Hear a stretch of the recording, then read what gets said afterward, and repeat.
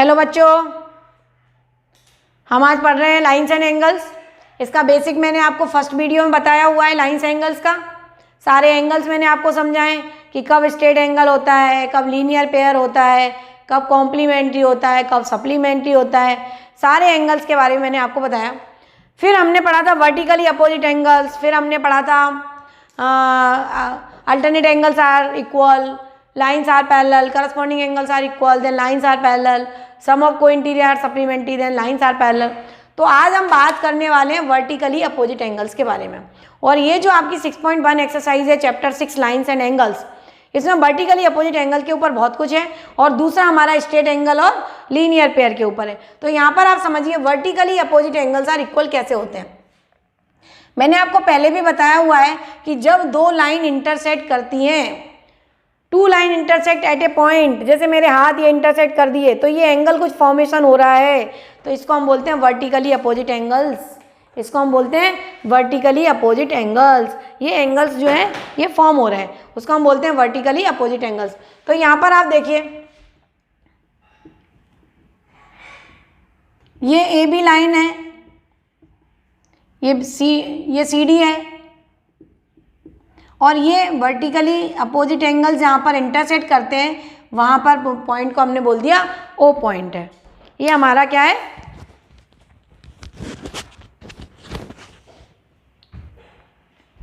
अब यहाँ पर आप देखिए कि ये जो हमने बोला कि ये बराबर जो 1 बराबर क्या है 2 है और ये जो 3 बराबर क्या है 4 है।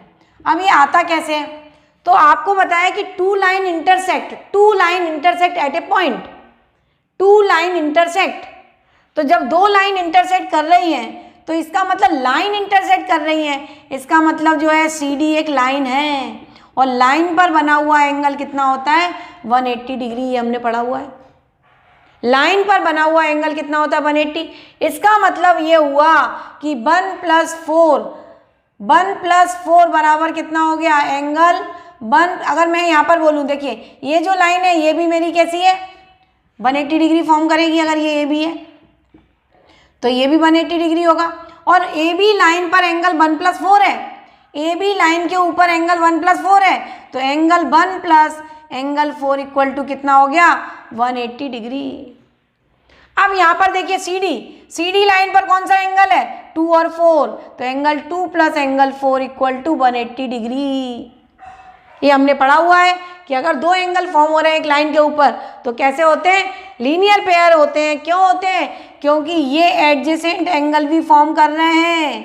ये एक लाइन कॉमन है, एक वर्टेक्स कॉमन है, एक लाइन एक आर्म कॉमन है, ये जो है ओ डी कॉमन है और ओ वर्टेक्स कॉमन है। इसका मतलब ये कैसे एंगल है, एडजेसेंट एंगल है और sum of two adjacent angle is two right angle, तो कैसा होता है लीनियर पेयर। तो हमने काहे से लिखा है ये लीनियर पेयर।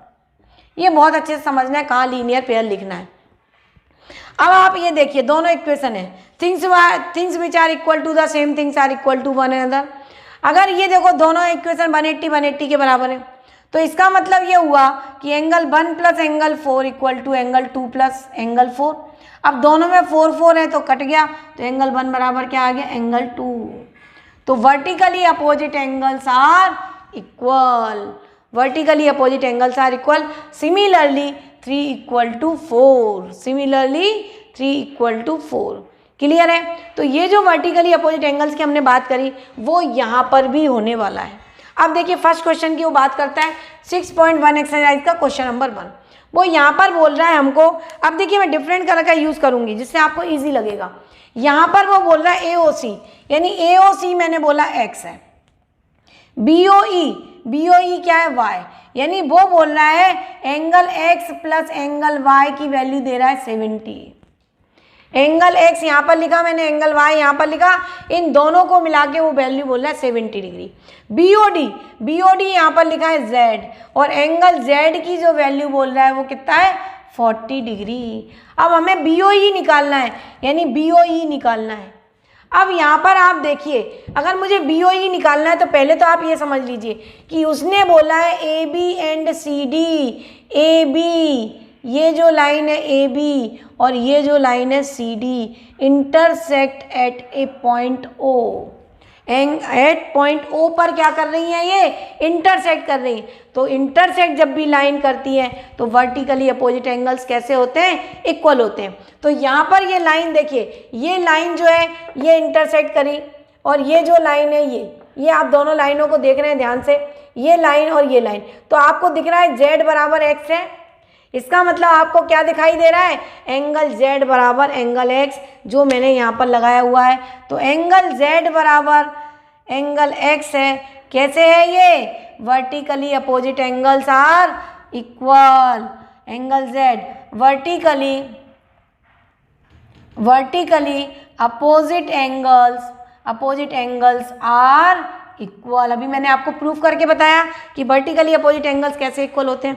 तो अब आप यहाँ पर देखिए कि x बराबर z है और z की वैल्यू कितनी है, 40। जब z की वैल्यू 40 है तो एंगल x बराबर कितना हो गया, 40। और एंगल x बराबर 40 हो गया तो यहाँ पर 40 प्लस y इक्वल टू कितना हो गया, 70। ये जो वैल्यू है x की यहाँ पर हमने रख दी, तो y इक्वल टू कितना आ गया, एंगल y इक्वल टू आ गया मेरा 30 डिग्री। और एंगल y का नाम मैंने क्या बोला था, एंगल y किसके बराबर है मेरा, मैंने एंगल y बोला था OBE, यानी कि एंगल BOE, ये BOE, और ये BOE उसने पूछा है, तो एक एंगल तो मैंने आपका इतनी आसानी से फाइंड कर दिया। ये एंगल BOE निकल गया हमारा, एंगल y निकल गया। एंगल y का मतलब क्या है, BOE। अब हमें निकालना है COE यानी कि ये वाला एंगल। COE एंगल की अगर हम बात करें तो आप यहाँ पे देखिए कि अगर मेरे पास y है, अगर मेरे पास z है, तो मैं यहाँ पर स्ट्रेट एंगल से YZ प्लस COE मिला के हम 180 लिख दें तो स्ट्रेट एंगल से हमारा COE फाइंड हो जाएगा।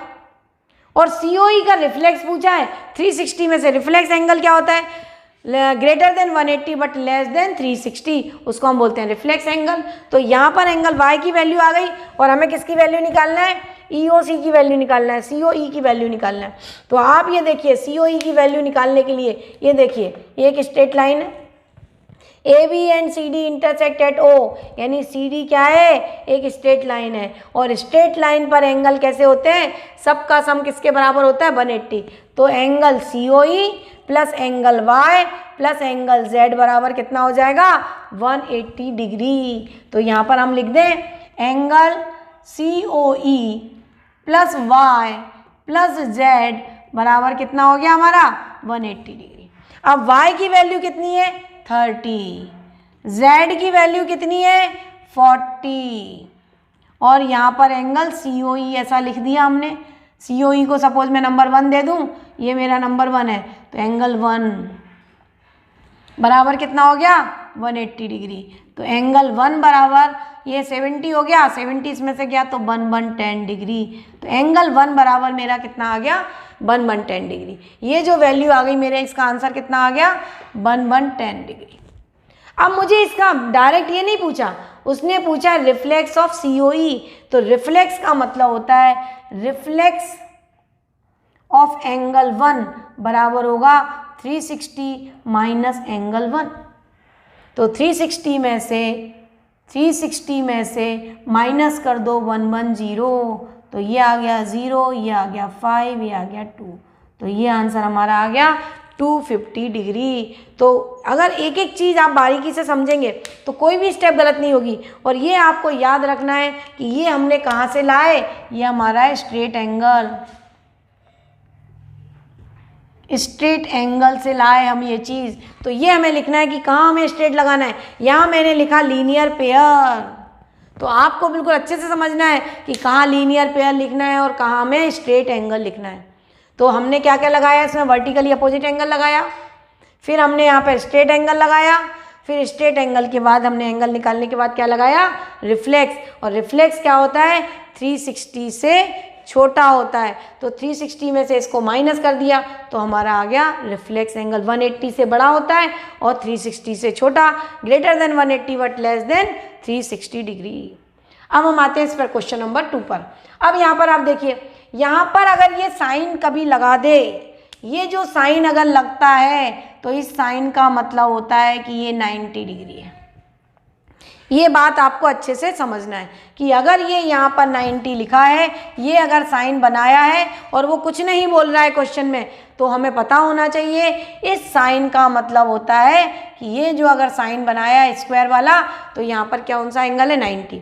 अब अगर स्ट्रेट लाइन है, आप समझिए अगर ये स्ट्रेट लाइन है और ये स्ट्रेट लाइन है और ये अगर 90 हो गया और ये पूरा एंगल कितना होता है 180 डिग्री होता है, लाइन पर बना हुआ एंगल 180 होता है। तो अगर ये 90 है तो ये बचा हुआ एंगल भी तो 90 हुआ, ये बचा हुआ एंगल भी तो 90 हुआ। तो ये यानी ए प्लस बी का सम, भले ही उसने बोला नहीं है पर हमें पता होना चाहिए कि angle A plus angle B बराबर कितना दे रखा है हमको 90 डिग्री। ये बात आपको मन से लिखना है, मन से समझ में आनी चाहिए कि अगर ये स्ट्रेट लाइन है और एक एंगल अगर 90 है तो रिमेनिंग एंगल भी कैसा होगा 90 डिग्री होगा। अब ये देखिए X Y and M N intersect at O, X Y. अब बहुत अच्छे से समझिए, मैंने आपको बताया भी, मैंने ये मिटाया भी नहीं है आपको। ये एक्स वाई एम एन, ये मेरी लाइन है एम एन, ये मेरी लाइन है एम एन और ये मेरी लाइन है एक्स वाई, ये मेरी लाइन है एक्स वाई। तो अब आप देखिए यहाँ पर अगर आप ध्यान से देखें तो ये जो लाइन है ये और ये जो लाइन है ये सीधी। अब आपको कुछ वर्टिकली अपोजिट एंगल दिखाई दे रहे हैं, देखिए आप ये वर्टिकली अपोजिट एंगल दिख रहा है कि ये जो बी लिखा हुआ है वो यहाँ पर ये एंगल भी बी होगा। अगर ये बी एंगल है तो ये वर्टिकली अपोजिट एंगल के कारण ये बी एंगल क्या हो जाएगा, बी एंगल हो जाएगा। ये आपको अच्छे से समझ में आना चाहिए। अब यहाँ पर एक चीज़ और है कि ए और बी की वैल्यू जो है 2:3 के रेशियो में दे रखी है। रेशियो जब दे रखा होता है तो इसका मतलब है कि ए की वैल्यू जो है वो कितनी होगी 2x और बी की वैल्यू कितनी होगी 3x। किसी नंबर के मल्टीपल में हम लिखा जाता है। रेशियो डायरेक्ट ऐसा नहीं लिखते कि a = 2 b = 3, ऐसा कभी नहीं लिखते। या तो हम लिखें a = 2/3b, ऐसा लिखें, जैसे मुझे ऐसा लिखा हुआ है a/b = 2/3, तो यहाँ पर a = 2/3b, ये सही है, ऐसा लिख सकते हैं। या फिर हम किसी रेशियो में लिख दें a = 2x b = 3x। तो अब यहाँ पर देखिए कि जब ये ऐसा है और यहाँ पर a और b का रेशियो, एक हमें ये प्रॉपर्टी भी दे रखी है कि अगर ये 90 है तो a + b का सम भी कितना है 90 डिग्री है। जब ये 90 डिग्री है तो यहाँ पर हम इसके अंदर वैल्यू रख देंगे। a = क्या है 2x, तो ये हो गया 2x, b = 3x = 90 डिग्री, तो ये 5x = 90 डिग्री, तो x = कितना हो गया 18 डिग्री हो गया। x = कितना हो गया हमारा 18 हो गया। जब x = 18 है तो यहाँ पर हम वैल्यू रखेंगे, तो a = मेरा कितना आ गया 2 × 18 और एंगल b बराबर मेरा कितना आ गया 3 × 18, तो मेरे आंसर आ गए 36 डिग्री और 54 डिग्री। ये मेरे आंसर आ गए। अब मेरे पास a की वैल्यू आ गई, b की वैल्यू आ गई और पूछा क्या है उसने, एंगल c पूछा है, एंगल c पूछा है। तो देखिए मैंने डायरेक्ट ही b निकाल लिया है। तो यहाँ पर देखिए mn and X Y and mn intersect at o, two line X Y and mn intersect at o। इसका मतलब ये है mn एक स्ट्रेट लाइन है, तो यहाँ पर b और c मिलके क्या बना रहे हैं, लीनियर पेयर। b और c मिलके लीनियर पेयर बना रहे हैं, तो लीनियर पेयर हम लिख देंगे। यहाँ पर क्या लिखेंगे लीनियर पेयर में, यहाँ पर आप लिख दीजिए linear pair angle b plus angle c = 180 degree by linear pair. फिर से मैं बताती हूँ लीनियर पेयर क्यों है। ये लिखना कंपलसरी है। अगर ये स्ट्रेट लिखा, वर्टिकली अपोजिट एंगल लिखा, ये ज्योमेट्री जब भी आप पढ़ें तो रीजन देना जरूरी है कि ये कहाँ से आया। बिना रीजन के कोई भी स्टेप आप लिखते हैं तो वो सही नहीं होती है। तो आपको देखो वर्टिकली अपोजिट x = z कहाँ से आया, वर्टिकली अपोजिट से। ये कहाँ से आया, तीनों का सम स्ट्रेट एंगल से।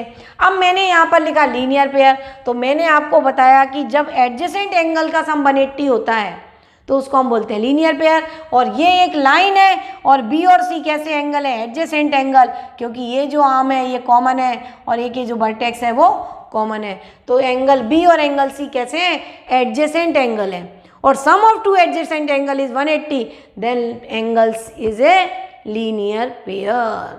तो यहाँ पर हमने लिखा लीनियर पेयर। अब देखिए b की वैल्यू मेरी कितनी आई 54, तो यहाँ पर मैंने लिखा 54 प्लस एंगल c = 180 डिग्री। तो जो आंसर आएगा हमारा वो हम आंसर लिख देते हैं। तो हमारा आंसर आ गया एंगल सी बराबर 180 माइनस 54, तो एंगल सी बराबर 126 डिग्री। एंगल सी की वैल्यू हमारी कितनी आ गई? 126 डिग्री। तो आपको समझ में आया कैसे करना है, इसका कंसेप्ट क्लियर होगा तो ही आप क्वेश्चंस को कर पाओगे। हमने लगाया वर्टिकली अपोजिट एंगल, हमने यहाँ पर लगाया कि अगर एक एंगल 90 है तो दूसरा बचा हुआ एंगल स्ट्रेट लाइन पर 90 बचेगा, और उसके बाद हमने लगाया यहाँ पर लीनियर पेयर। तो देखिए 3 प्रॉपर्टी लग रही हैं और तीनों प्रॉपर्टी मन से लगानी है हमको, तो इसलिए कंसेप्ट पूरे क्लियर करो तो क्वेश्चन जो है आपको बहुत आसान लगेंगे। अब हम आते हैं इसके क्वेश्चन नंबर 3 और 4 पर। देखिए अब एक्सरसाइज 6.1 का क्वेश्चन नंबर 3। क्वेश्चन नंबर 3 में वो बोल रहा है, हमको दिया है एंगल पी क्यू आर बराबर पी आर क्यू। तो कभी भी जब ऐसे एंगल दिए रहते हैं तो पढ़ने में थोड़ी सी पढ़ने में दिक्कत होती है। दिक्कत का मतलब ये है कि बार बार देखना पड़ता है कहाँ लिखा हुआ है फिगर में, कहाँ ये एंगल है। तो इसको अगर हम नंबर दे दें तो बहुत आसान हो जाता है। तो देखिए पी क्यू आर, जो पी क्यू आर है ये पी क्यू आर है, इसको मैं ए लिख देती हूँ, और पी आर क्यू को मैं बी लिख देती हूँ। यानी एंगल ए बराबर एंगल बी दिया है मुझे, गिवन क्या है? एंगल ए बराबर एंगल बी। अब देखो कितना आसान हो गया, दिख रहा है आपको ए और बी कहाँ लिखा हुआ है, यानी उन्हीं एंगल की हम बात कर रहे हैं। अब हमें बताना है पी क्यू एस, यानी मुझे बताना है डब्लू, और यहाँ पर मैं लिख दूँ जेड। तो मुझे बताना है पी आर टी डब्लू बराबर जेड, यानी मुझे बताना है टू प्रूव एंगल डब्लू बराबर एंगल जेड। ये अब देखिए यहाँ से ही आसान है। अब आप यहाँ पे देखिए कि ये जो है एक ये लाइन है और एक यहाँ पर ये लाइन है। तो आप ये देखिए जब ये स्ट्रेट लाइन है, ये सीधी देखिए एरो दिखा रहे हैं, ये एस टी क्या है? एक स्ट्रेट लाइन है, और यहाँ पर जो पी क्यू है एक स्टैंडिंग लाइन है जो कॉमन है, डब्लू और ए के लिए कॉमन लाइन है। इसका मतलब डब्लू और ए कैसा एंगल फॉर्म कर रहे हैं? Linear pair. तो एट पॉइंट क्यू पॉइंट की हम बात कर रहे हैं, angle W plus angle A बराबर 180। कैसे आया ये? Bye linear pair. समझ में अब तो आपको अच्छे से आ गया होगा कि लीनियर पेयर कैसे बनता है। यहाँ पर भी देखिए बी और जेड एक स्ट्रेट लाइन पर बन रहे हैं एंगल, और एडजेसेंट एंगल है बी और जेड। डब्ल्यू और ए एडजेसेंट है, बी और जेड एडजेसेंट है, तो दोनों मिलके क्या बना रहे हैं? Linear pair. तो angle B plus angle Z बराबर 180 बाय लीनियर पेयर। ये बात आपको अच्छे से समझ में आनी चाहिए कि हम कैसे लिख रहे हैं। ज्योमेट्री में ये रीजन लिखना बहुत कंपलसरी होता है। अगर बिना रीजन के आपने ज्योमेट्री लिखी तो नंबर कट जाते हैं। समझ में आना चाहिए, एमसीक्यू है तो आपको समझ में आना चाहिए, फास्ट करते आना चाहिए, लीनियर पेयर है कहाँ लगेगा कैसे लगेगा सब आपको क्लियर होना चाहिए।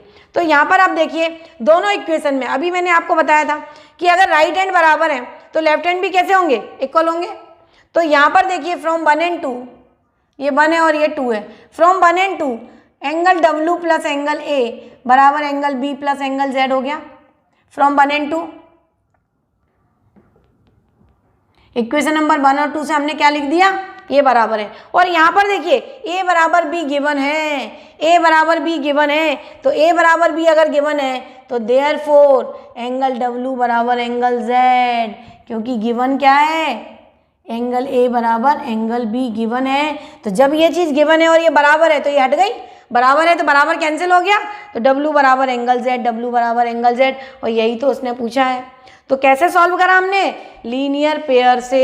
Things which are equal to the same things are one another, तो वही प्रॉपर्टी लगाते हैं, या फिर हम लिख देते हैं कि फ्रॉम इक्वेशन 1 and 2, 1 and 2 में 180 बराबर 180 RHS बराबर है तो LHS बराबर हुआ, LHS को बराबर करा, फिर उसने बोला ए और बी भी बराबर है, उनको भी हटा दिया, तो क्या बचा हमारा? डब्ल्यू और जेड, तो डब्ल्यू बराबर जेड। अब यहाँ पर देखिए क्वेश्चन नंबर 4, बहुत आसान है क्वेश्चन, टफ नहीं है। अब यहाँ पर देखिए x प्लस वाई बराबर W plus Z, X plus Y बराबर डब्ल्यू प्लस जेड है हमारे पास, और ए बी जो है एक लाइन है, ए बी जो है उसने बोला है A O B is a line, ये हमें बताना है, ए ओ बी एक लाइन है ये हमें बताना है। तो यहाँ पर देखिए अगर मैं कंप्लीट एंगल की बात करूँ, अगर मैं कंप्लीट एंगल की बात करूं तो कंप्लीट एंगल अगर एक पॉइंट पर एंगल बना हुआ है तो वो कैसा होता है? Complete angle. मैंने आपको बताया था कि पूरा एंगल घूम जाए वहीं पर वापस आ जाए तो ये 360 डिग्री एंगल हो जाता है। तो कंप्लीट एंगल अगर हम यहाँ पर लिख दें y plus x plus Z plus W बराबर 360 डिग्री। देखिए चारों एंगल है एक पॉइंट के ऊपर और सबको मिला दें तो एंगल का नाम क्या हो गया, कंप्लीट एंगल, और कंप्लीट एंगल की वैल्यू होती है 360 के बराबर।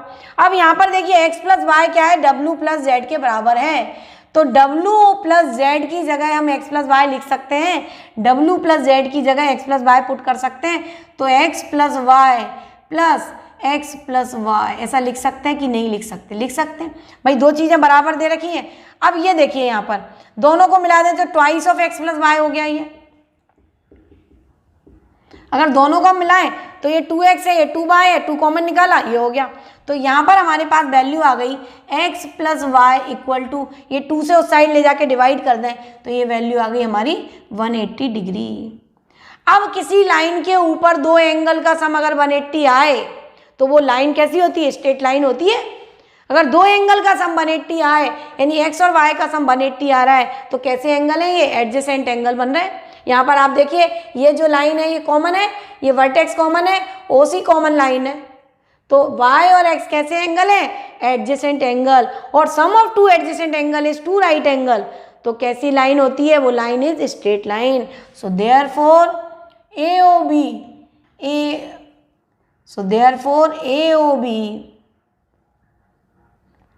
is a straight line। कैसी लाइन होगी, स्ट्रेट लाइन होगी। बात समझ में आई आपको अच्छे से कि हमने कैसे करा, हमने इसके बराबर इसको लिख दिया, कंप्लीट एंगल की वैल्यू लगा दी, कंप्लीट एंगल लगाने के बाद डबल हो गया और x और y दो एंगल का सम 180 आ गया, तो sum of two adjacent angle equal to two right angle, then line is a straight line, तो ये line is a straight line. Clear है कैसे आया। अब यहाँ पर देखिए ये प्रूफ करना है ROS। अब मैं इसको नाम देना चालू करती हूँ क्योंकि ऐसा ऐसा देखेंगे तो देखने में थोड़ी तकलीफ होती है कि हमें बार बार ढूंढना पड़ता है कि ROS कहाँ है, QOS कहाँ है, फिगर में देखो, बेटर होता है कि हम उसके क्या करें, नाम लिख लें। तो मैं यहाँ पर नाम लिखने वाली हूँ कि सपोज मैंने इसको लिख दिया A, नाम दे रहे हैं हम, ROS को मैंने लिख दिया A,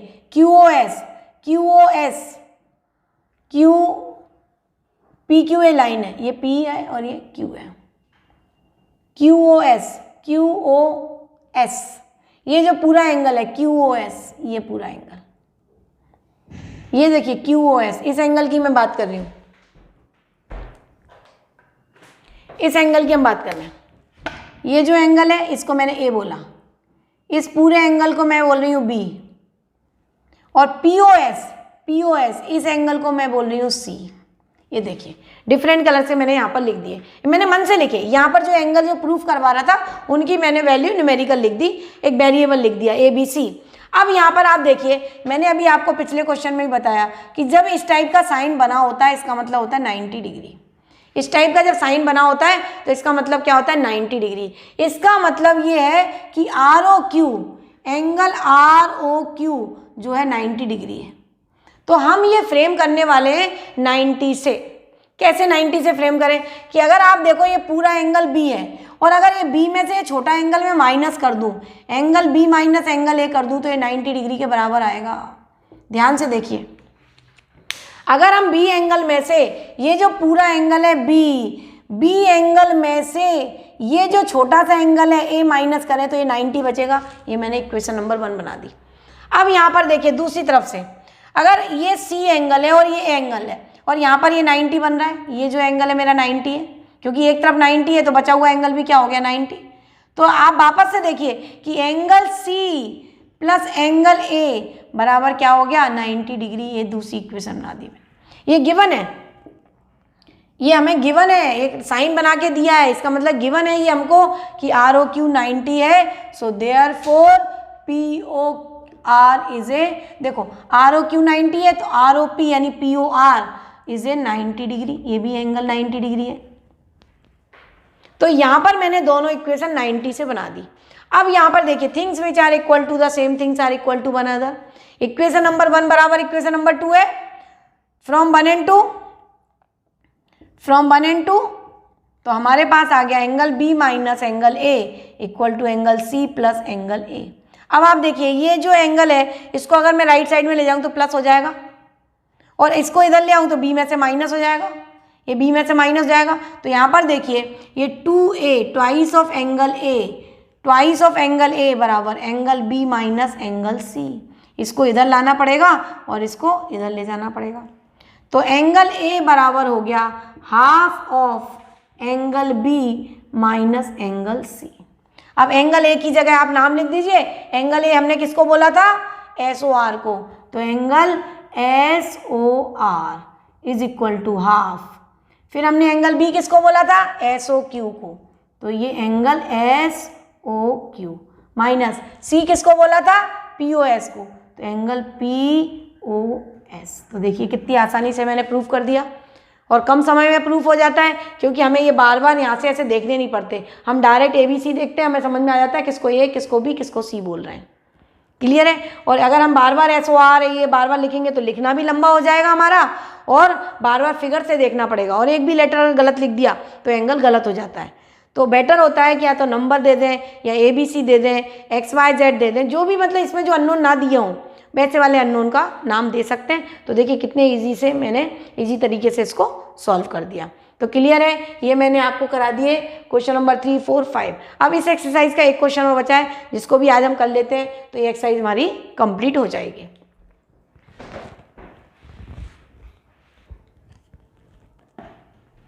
देखिए बच्चों, ये क्वेश्चन नंबर 6 हमें दे रखा है। 6 में हमें दे रखा है XYZ इक्वल टू 64 और XY is produce to angle to point P। XY यानी X Y, ये X, ये Y और ये Z। क्लियर है? X Y Z, बीच वाले जो मतलब होता है उसका मतलब होता है एंगल। ये हमारा दिया है 64 degree. XY is produced to point P। XY is produced to point P। ये पॉइंट P तक हमने इसको प्रोड्यूस किया। इफ रे YQ बाइसेक्ट एंगल ZYP। अब ये एंगल एक फॉर्म हुआ, इसको एक लाइन है YQ, ये YQ। इफ रे YQ बाइसेक्ट ZYP, ये ZYP को ये बाइसेक्ट कर रही है। बाइसेक्ट करने का मतलब होता है ये जो एंगल है ये बराबर है, यानी अगर ये एंगल A है तो ये भी एंगल A है। बाइसेक्ट कर रही है, अगर ये एंगल A है तो ये भी एंगल A है। अब हमें बताना है XYQ, यानी मुझे फाइंड करना है हमें 64 प्लस एंगल A। देखिए ये बताना है मुझे X Y और ये Q, ये पूरा एंगल। तो ये पूरे एंगल की वैल्यू कितनी है? 64 प्लस है, यानी 64 निकाल लें और एंगल A की वैल्यू निकाल लें तो हमारा काम हो जाएगा। फिर हमें बताना है QYP, रिफ्लेक्स ऑफ QYP। तो QYP यानी एंगल A का रिफ्लेक्स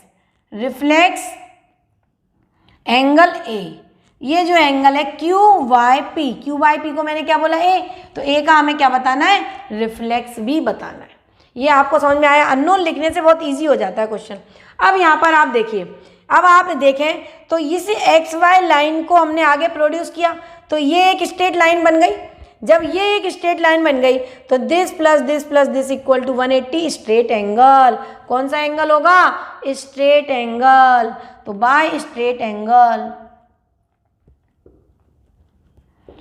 एंगल क्या हो जाएगा? 64 plus A equal to 180 degree. तो ट्वाइस A बराबर 180 माइनस 64, तो ये हो गया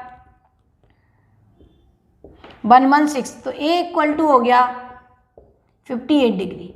एंगल A कितना हो गया? 58 डिग्री। तो हमें पूछा है find XYQ।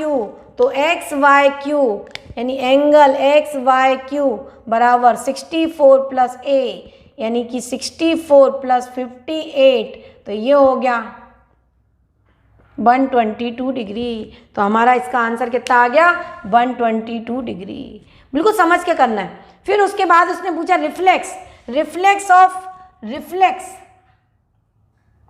Reflex of angle PYQ। Q, यानी 360 माइनस 58, 360 माइनस 58, तो ये आएगा हमारा रिफ्लेक्स एंगल। तो इसकी वैल्यू हो गई,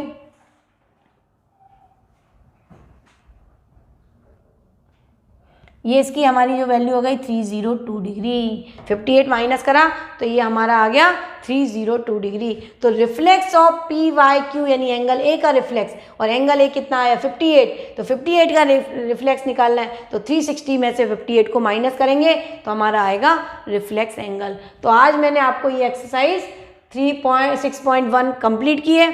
अब नेक्स्ट लेक्चर में हम 6.2 एक्सरसाइज करेंगे, लेकिन ये जो एक्सरसाइज है इसको अच्छे से करोगे तो अगली एक्सरसाइज इजी लगेगी, क्योंकि हर एक्सरसाइज में पीछे के कंसेप्ट लगते ही हैं। ये ज्योमेट्री है और ज्योमेट्री में बेसिक अच्छे से करते हुए चलोगे।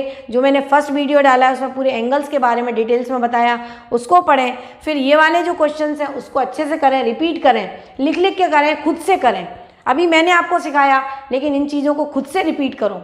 जब रिपीट करोगे तो ये एक्सरसाइज अच्छे से आएगी, और उसके बाद जब हम नेक्स्ट एक्सरसाइज करेंगे तो आपको अच्छे से समझ आएगी। तो मेरे साथ बने रहिए बच्चों, मेरे साथ पढ़ते रहिए। मेरी गारंटी है कि ज्योमेट्री आपकी बहुत स्ट्रांग हो जाएगी। थैंक यू बच्चों।